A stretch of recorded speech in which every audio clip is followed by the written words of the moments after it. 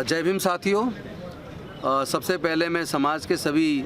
महापुरुषों के चरणों में कोटि कोटि नमन करता हूं और आप सबको क्रांतिकारी जय भीम करता हूं। आप सब जानते हैं कि 25 तारीख आ रही है। 25 अगस्त को बीपी मंडल जी की जयंती है, जो मंडल आयोग के चेयरमैन थे और उसी मंडल कमीशन की सिफारिशों से 1990 में जिसकी घोषणा हुई थी और 1993 में वो लागू हुआ। सुप्रीम कोर्ट की judgment, Indira Sawhney versus union of India के जजमेंट आने के बाद से और उसके बाद से इस देश के तमाम पिछड़े वर्ग के लोगों को आगे बढ़ने का मौका मिला। अब 25 तारीख को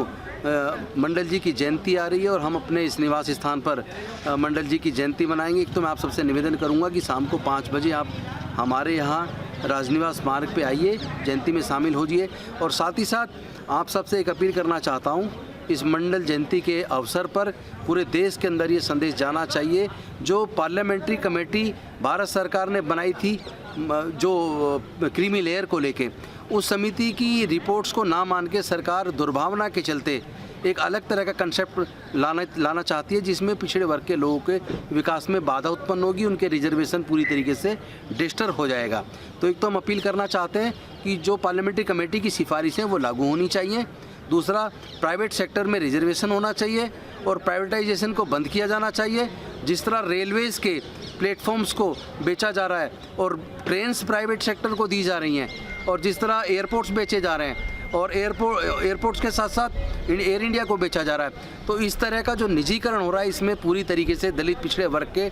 हक और अधिकार को मरने की पूरी संभावना है। तो ये सब रुकना चाहिए, ये हम लोग मांग करेंगे, हम सब लोग मिलके। और इसके साथ साथ मैं समझता हूँ कि जाति तोड़ो समाज जोड़ो, इस मूवमेंट के लिए हम सब लोग मिलके काम करेंगे। इसके साथ साथ एक और हमारी मांग है, जो जातीय जनगणना की डिमांड देश में पहले से चल रही है, क्योंकि एक समाज का बहुत बड़ा हिस्सा विकास की दौड़ में पिछड़ गया है, लेकिन चंद लोग देश के सारे संसाधनों पे कब्जा किए हुए, चंद लोग देश की सारी खेती की भूमि पे कब्जा किए हुए, चंद लोग देश के सर्वोच्च न्यायालय और उच्च न्यायालय में सेलेक्ट होते हैं, और पूरे देश का जो सेक्रेटरीट जो देश की पॉलिसी बनाता है, गवर्नमेंट ऑफ इंडिया में जो सेक्रेटरीज हैं, वहाँ भी चंद लोग हैं। हमारे दलित और पिछड़ों का प्रतिनिधित्व ना के बराबर है। और देश के जो अन्य राज्य हैं, राज्यों के अंदर जो सेक्रेटरीट है, वहाँ भी हमारा प्रतिनिधित्व पूरी मात्रा में नहीं है। तो मैं समझता हूँ कि ये जो जातिगत जनगणना जो पहले हुई थी, जिसको दबा के रख दिया, हम मांग करते हैं सरकार से कि आने वाले 2021 में होने वाली जनगणना को जातिगत आधार पर करवाया जाए और उसके आंकड़े सार्वजनिक किए जाएं,